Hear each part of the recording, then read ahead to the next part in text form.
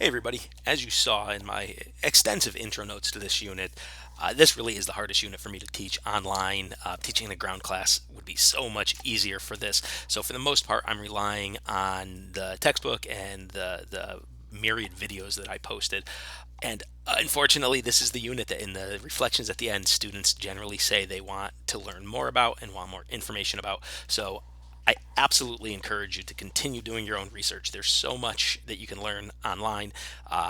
If you prefer talking to somebody, just go to your bank and meet with somebody or talk to someone else in your life who knows some of this.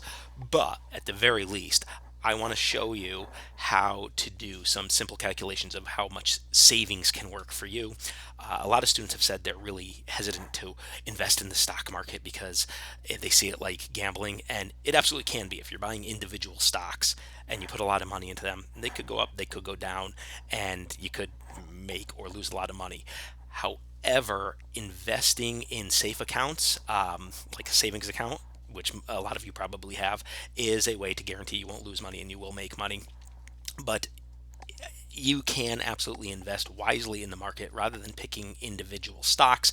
And like I said in my intro notes, I don't necessarily know how to do this. That's why I have a financial planner. But I do know conservatively the stock market tends to yield 7 to 8% a year. Some years it goes down and you lose money. Some years it goes up more. Actually, at the time I'm making this video, the stock market went up. I made about 18% on my money last year. So over the long term, the average is about 7 or 8%. So I'm going to show you how to do some calculations and what savings can do for you. And this is part two of the assignment, where I asked you something along the lines of, what did I ask? What did you learn by doing the work outlined in the video, and what's your reaction to this? So this is the work outlining in the video. It's just easier for me to walk you through it rather than type it. All right. So what you're going to do is do a budget simulation for yourself first.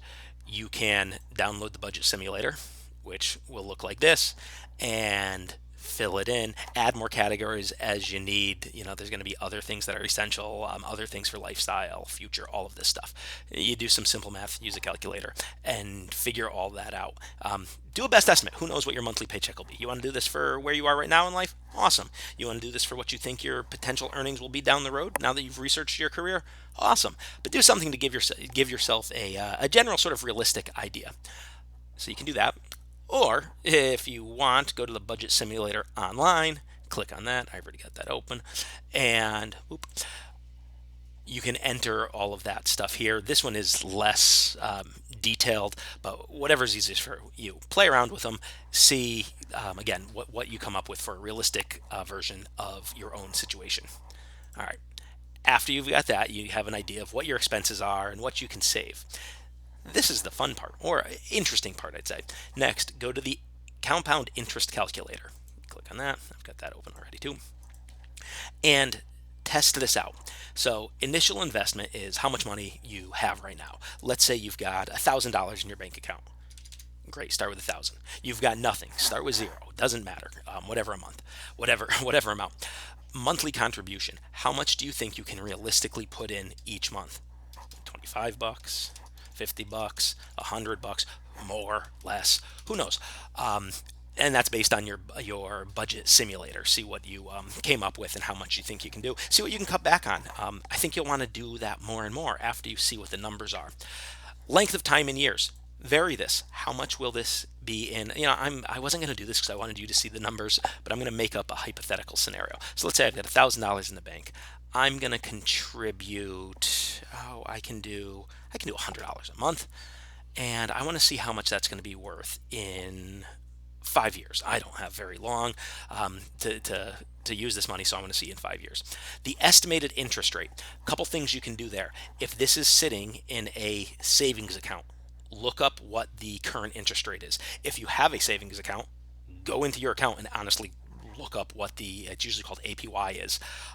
If you're not sure, this is as of January 25. Literally just go in and type in current savings account interest rates. Comes up for me. And that's how I'm probably going to get the same screen. And banks are all going to vary. Heck, I know mine right now is 3.8%, so I should probably switch to one that's 4.75, but I don't feel like moving all my money. Anyway, use one of these or give you a ballpark. This will change. Heck, you could be watching this video and these can be a fraction of a percent. Um, the time I'm making this, honestly, about 5 years ago, I want to say the interest rate was less than 0.5%, which made it nuts to have a lot of money just sitting in a savings account. Now, actually, this past year, they were around 5% for me. This is overall a pretty darn good interest rate. So those will change. Put in, so I'm going to go, 4.5%. And interest rate variance. I mean, this is kind of cool because you can put in different number. It's going to vary between 2% and 5% or whatever. I'm not going to mess with that for now. And how often the money is going to compound. Compounding interest means, let's say every month you earn $5 in interest. You had $100, you earned $5 in interest. Well, then next month, if you don't touch anything, you have $105. Now, that $105 is going to earn interest, so you're going to earn slightly more than the $5 you did before. So I pick monthly because most things compound monthly. And to return, if I start with $1,000, I put in $100 a month for 5 years. That would be, if my math is right, about $6,000. So my total would be $7,000 if I just save that money in my pocket. But if I put it in a 4.5% interest rate account, it's going to be almost $8,000. So I made about $1,000. Now, 12, 24, 48, 60. Yeah, just doing my math there. Let's say you want to go 10 years. You're just going to let this money sit there. This is your longer term savings. That goes up to 16,000. And actually this is cool because it shows your total contributions, how much extra you've earned. And here's the other cool thing. I mentioned that the average rate of return for the stock market, a conservative estimate, is 7-8%. So let's go 8%. So this is, instead of putting it in a 4.5% savings account, putting it in an 8% investment account, and suddenly that goes up to 20,000. If you change the number of years, I don't want to play with too many numbers because I honestly want you to play around with this and see, and I think you will be shocked, especially, how I am going to play around with it. What am I saying? Let's say you start saving for retirement now. You're going to save only $100 a month, and you're going to save that for 30 years, and you have that invested in a conservative market. 30 years from now, you will have $160,000.